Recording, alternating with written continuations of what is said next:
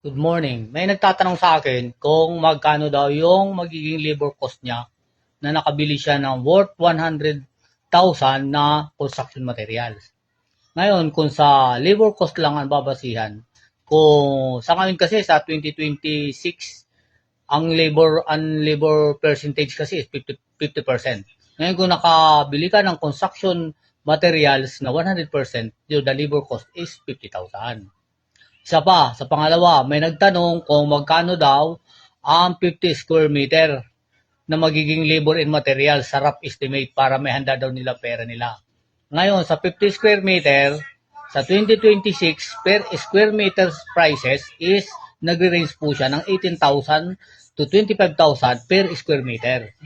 Yan po ay preparation lang po ng budget para at least meron kayong idea. Pero mas better din kung mangungontrata, babasihan nyo ang bill of materials o bill of quantities. Kasi dyan po nakasaad lahat ng materialis na bibilhin.